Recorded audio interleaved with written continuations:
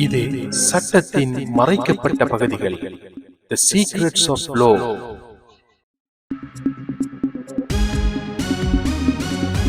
இது எமது முன்னைய வீடியோவின் இரண்டாம் பாகம் தொடர்ச்சி. எமது முன்னைய வீடியோவை இதுவரை பார்க்காதவர்கள் கீழில் உள்ள டிஸ்கிரிப்ஷனில் குறிப்பிடப்பட்டுள்ள பாகம் ஒன்றிற்கான லிங்கை கிளிக் செய்து அதனை பார்வையிட்டுக் கொள்ளலாம். அடிப்படை உரிமை மீறல் என்றால் என்ன? அது பற்றி சிறிது பார்க்கலாம். அடிப்படை உரிமை மீறல் என்பது ஏதேனும் ஒரு குடிமகனுக்கு இலங்கையினுடைய ஏதேனும் ஒரு அரசு நிறுவனம் அல்லது ஏதேனும் ஒரு அரசு அதிகாரி அவருக்கு சட்ட ரீதியாக கிடைக்க வேண்டிய ஏதேனும் ஒரு விடயத்தினை மறுத்துவிட்டு அதே விடயத்தினை இன்னொருவருக்கு அந்த அரசு அதிகாரியோ அல்லது அரசு நிறுவனமோ வழங்குமாக இருந்தால் அது மறுக்கப்பட்டவருக்கு அவருடைய அடிப்படை உரிமை மீறப்பட்டிருக்கிறது என்று பொருள்படும். இது அடிப்படை உரிமை மீறலுக்கான சிறிய விளக்கம். எழுத்தாணை விண்ணப்பங்கள் என்பது இலங்கையின் ஏதேனும் அரசு நிறுவனம் அல்லது அரசு அதிகாரி நிர்வாக ரீதியாக ஏதேனும் ஒரு தீர்மானத்தை எடுத்திருக்கின்ற வேளையில் அந்த தீர்மானத்தில் அதிருப்தியுறுகின்ற எவரேனும் ஒருவர் அந்த தீர்மானத்தை இல்லாதாக்கும்படி கட்டளை ஒன்றை ஆக்குமாறு நீதிமன்றத்தில் கோருகின்ற விண்ணப்பம், அல்லது ஏதேனும் ஒரு தீர்மானத்தை அரசு நிறுவனமோ அல்லது அரசு அதிகாரியோ எடுக்க வேண்டும் என்ற ஒரு கட்டளையை ஆக்கும்படி நீதிமன்றத்தை எழுத்தாணை விண்ணப்பம் மூலமாக அணுக முடியும். எனவே இந்த கோட்பாடுகளுக்கு அமைவாகத்தான் சில கட்சிகள் தங்களுடைய அடிப்படை உரிமை மீறப்பட்டிருக்கின்றது என்ற கோட்பாட்டிற்கு அமைவாக உயர் நீதிமன்றத்தை நாடியிருக்கிறார்கள். இன்னும் சில கட்சிகள் எங்களுக்கு இவர்களால் எடுக்கப்பட்ட நிர்வாக ரீதியான தீர்மானத்தில் அதிருப்தி இருக்கின்றது என்ற காரணத்தை முன்வைத்து அந்த தீர்மானத்தை ரத்து செய்யும்படி கட்டளையாக்குமாறு எழுத்தாணை விண்ணப்பங்கள் மூலமாக மேன்முறையீட்டு நீதிமன்றத்தை அணுகியிருக்கின்றார்கள். இங்கு நாம் கவனிக்க வேண்டிய மற்றொரு விடயம் இரண்டு நீதிமன்றங்கள் சம்பந்தப்படுகிறது. இலங்கையினுடைய உயர் நீதிமன்றம் என்பதும் இலங்கையினுடைய மேன்முறையீட்டு நீதிமன்றம் என்பதும் இவ்விரு நீதிமன்றங்களும் வெவ்வேறானவை. இந்த இரண்டு நீதிமன்றங்கள் தொடர்பாக நாம் சில குறிப்புகளை பதிவு செய்ய விரும்புகின்றோம். ஏனென்றால் எங்களுடைய பகுதி மக்களுக்கு இந்த நீதிமன்றங்களுக்கு இடையில் இருக்கின்ற ஹைரார்கி தர வரிசை தொடர்பாக இன்னும் ஒரு குழப்பமான சூழ்நிலையே இருக்கின்றது. அதாவது இந்திய நீதிமன்றங்களை பொறுத்தவரைக்கும் வேறுபட்ட அணுகுமுறையில் அவற்றினுடைய ஹைரார்கி அமைந்திருக்கிறது. இந்திய சினிமாக்களில் அது தொடர்பாக பேசப்படுகின்ற பொழுது பொதுவாக சென்னை மேல் நீதிமன்றம் என்று பேசுவார்கள், சென்னை உயர் நீதிமன்றம் என்று பேசுவார்கள். இவ்வாறு சில பொருள்பட அவர்கள் பேசுவார்கள். ஆனால் இலங்கையை பொறுத்த வரைக்கும் அது தெளிவாக ஏற்பாடு செய்யப்பட்டிருக்கிறது. இலங்கைக்கு உயர் நீதிமன்றம் என்பது ஒன்றாகவே காணப்படுகிறது, இலங்கைக்கு மேன்முறையீட்டு நீதிமன்றம் என்பதும் ஒன்றாகவே காணப்படுகிறது. இந்த இலங்கையினுடைய உயர் நீதிமன்றம் ஆனது இலங்கையில் உள்ள அனைத்து நீதிமன்றங்களுக்கும் தலைமை தாங்கக்கூடிய உயர் நீதிமன்றமாக உச்ச அதிகாரங்களை தன்னகத்தை கொண்டிருக்கின்ற நீதிமன்றமாக கொள்ளப்படுகின்றது. நீதிமன்றங்களில் மிக முதன்மையானதும் உயர் அதிகாரம் கொண்டதுமாக இந்த சுப்ரீம் கோர்ட் உயர் நீதிமன்றம் இலங்கையை பொறுத்தவரைக்கும் காணப்படுகின்றது. மேன்முறையீட்டு நீதிமன்றம் என்பது உயர் நீதிமன்றத்துக்கு அடுத்தபடியாக காணப்படுகின்ற நீதிமன்றம். இது உயர் நீதிமன்றத்துக்கு அடுத்த நிலையில் காணப்படுகின்ற ஒரு பலமான கட்டமைப்புடைய தத்துவங்களை கொண்ட நீதிமன்றம். இந்த இரண்டு நீதிமன்றங்களும் இலங்கையில் ஒரே இடத்தில் தான் காணப்படுகின்றது. நாம் அனைவரும் மிக தெரிந்து வைத்திருக்கின்ற விடயம், கொழும்பு 12 அமைந்திருக்கின்ற அந்த நீதிமன்ற வளாகத்திலேயே இலங்கையினுடைய உயர் நீதிமன்றமும் இலங்கையினுடைய மேன்முறையீட்டு நீதிமன்றமும் காணப்படுகின்றது. எனவே இலங்கையினுடைய இந்த நீதிமன்றங்களினுடைய தர வரிசைக்கு அமைவாக உயர் நீதிமன்றமும் மேன்முறையீட்டு நீதிமன்றமும் ஏதேனும் ஒரு விடயம் சம்பந்தமாக கருத்துக்களை தெரிவிக்கின்ற பொழுதோ அல்லது தீர்ப்புகளை வழங்குகின்ற பொழுதோ அவற்றில் நிச்சயமாக உயர் நீதிமன்றத்தினுடைய கருத்து தீர்ப்புத்தான் மேலோங்கும் என்பது யதார்த்தமான ஒரு விடயம்.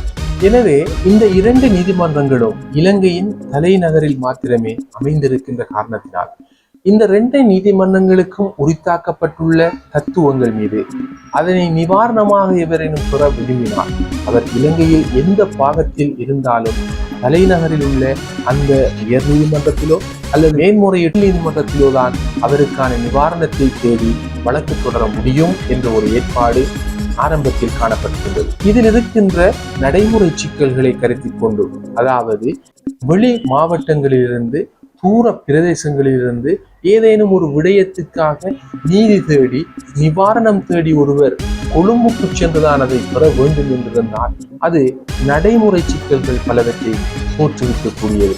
இவற்றையெல்லாம் கருத்தில் கொண்டு சில விடயங்கள், அதாவது மேன்முறையீட்டு நீதிமன்றத்திற்கு மாத்திரமே உரித்தாக்கப்பட்டிருந்த சில தத்துவங்களிலிருந்து சிலவற்றை ஒவ்வொரு மாகாணத்திலும் அமைந்திருக்கின்ற மாகாண மேல் நீதிமன்றங்களுக்கு பகிர்ந்தளிக்கப்பட்டது.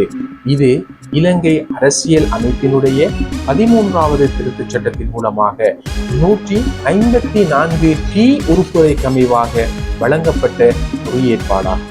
இதன் மூலமாக மேன்முறையீட்டு நீதிமன்றங்களுக்கு மாத்திரமே உரித்தாக்கப்பட்ட சில தத்துவங்களில் சில பகுதியினை நாம் நிவாரணமாக பெற வேண்டுமாக இருந்தால் அது தொடர்பாக கொழும்புக்கு சென்று மேன்முறையீட்டு நீதிமன்றத்தில் தான் வழக்கு தொடுக்க வேண்டிய அவசியம் இல்லை.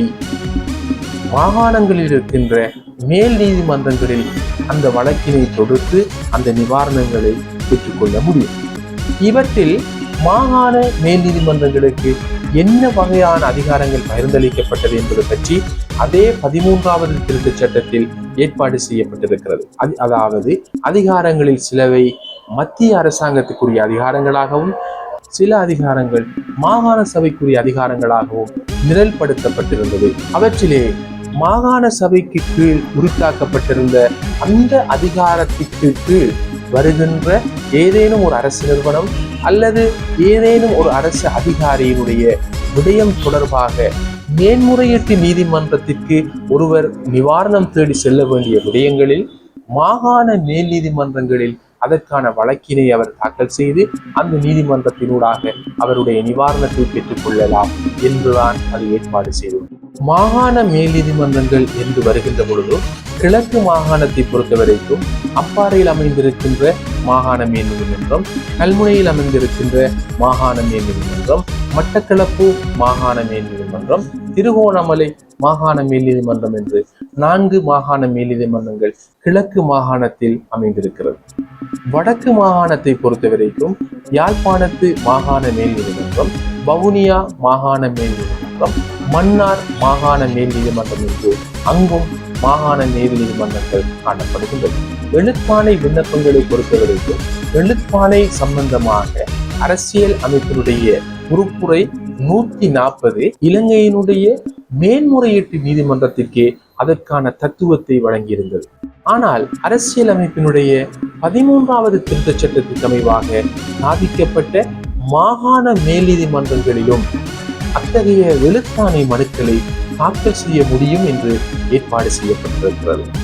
ஆம், அதை அந்த மாகாணத்திற்கு கீழ் வருகின்ற ஏதேனும் ஒரு அரசு நிறுவனம் அல்லது ஏதேனும் ஒரு அரசு அதிகாரியினுடைய நிர்வாக ரீதியான முடிவுகளை சவாலுக்குட்படுத்த வேண்டுமாக இருந்தால் அந்த மாகாணத்திற்குரிய மாகாண மேல் நீதிமன்றங்களில் அதற்கான வழக்கினை தாக்கல் செய்ய முடியும். இந்த காணொளியின் விடயப்பொருள் தற்பொழுது பேசுபொருளாக இருக்கின்ற இந்த வேட்புமனு நிராகரிப்பு சம்பந்தமான தீர்மானம், நிர்வாக ரீதியான தீர்மானம் தேர்தல் ஆணையாளரினால் எடுக்கப்பட்டிருக்கின்றது.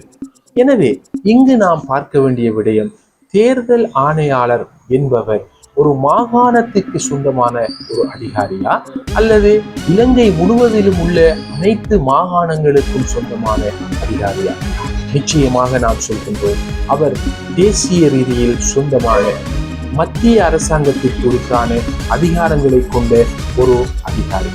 எனவே இந்த மத்திய அரசாங்கத்திற்குரிய அதிகாரங்களை கொண்டுள்ள ஒரு அதிகாரி மீது அல்லது அந்த தேர்தல் ஆணைக்குழு என்கின்ற தேசிய ரீதியாக தனது கட்டுப்பாட்டை வியாபித்திருக்கின்ற அந்த நிறுவனத்தின் மீது அவர்களுடைய ஏதேனும் நிர்வாக தீர்மானங்களை சவாலுக்குட்படுத்த வேண்டுமாக இருந்தால் அது நிச்சயமாக கொழும்பில் இருக்கின்ற மேன்முறையீட்டு நீதிமன்றத்தில் தான் அதற்கான வழக்கு எழுத்தாணை விண்ணப்பமாக தொடரப்பட வேண்டும் என்பது ஒரு வெளிப்படையான விடயம். அதில் எங்களுடைய அரசியல் கட்சிகளுக்கிடையில் முரண்பாடு இருந்திருக்கவில்லை.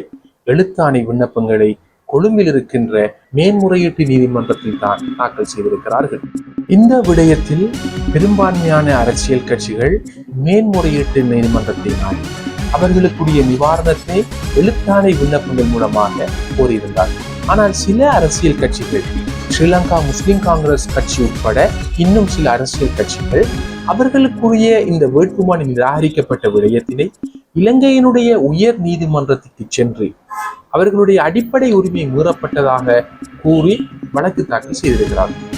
இங்கு தேர்தல் தெரிவத்தாட்சி அலுவலர்களினால் செய்யப்பட்டிருக்கின்ற வேட்புமனுக்கள் நிராகரிப்பு என்ற அந்த தீர்மானம் அடிப்படை உரிமை மீறல் என்ற வரையறைக்குள் உள்வாங்கப்படுமா என்பது எல்லோருக்கும் எழுகின்ற ஒரு கேள்வி. இது பற்றி எமது அடுத்த வீடியோ பதிவில் எதிர்பாருங்கள். இதன் தொடர்ச்சியான பாகம் 3 இடம் கிடைக்கப் போகிறது. ஆனால் சில அரசியல் கட்சிகள், ஸ்ரீலங்கா முஸ்லிம் காங்கிரஸ் கட்சி உட்பட இன்னும் சில அரசியல் கட்சிகள் அவர்களுக்குரிய இந்த வேட்புமனு நிராகரிக்கப்பட்ட விடயத்தினை இலங்கையினுடைய உயர் நீதிமன்றத்துக்கு சென்று அவர்களுடைய அடிப்படை உரிமை மீறப்பட்டதாக கூறி வழக்கு தாக்கல் செய்திருக்கிறார்கள்.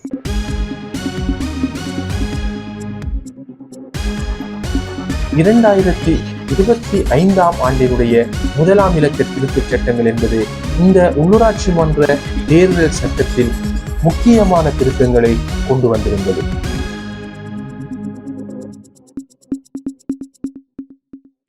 உள்ளூராட்சி மன்ற தேர்தல்கள் சட்டத்தினுடைய பிரிவு 4A படி இளைஞர் வேட்பாளர்கள களமிறக்கப்படுகின்ற வேட்பாளர்களின் வயதெல்லையினை உறுதிப்படுத்துவதற்காக certified copy of the birth certificate, அதாவது அவர்களுடைய பிறப்பு சான்றிதழுடைய அத்தாட்சிப்படுத்தப்பட்ட பிரதியும் மேலதிகமாக சமர்ப்பிக்கப்பட வேண்டும்.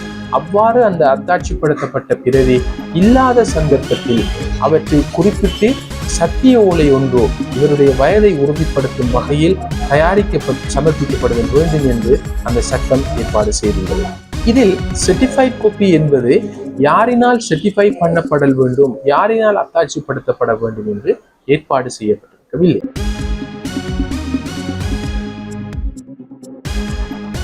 தேர்தல் ஆணையாளரினால் அவருக்கு சட்டத்தினால் வழங்கப்பட்ட அதிகாரத்திற்கு அமைவாக வெளியிடப்பட்ட விசேட கெசட் பத்திரத்தில் ஏற்கனவே நடைமுறையில் இல்லாத ஒரு புதிய விடயத்தினை தேவைப்படுத்தியிருந்தார்.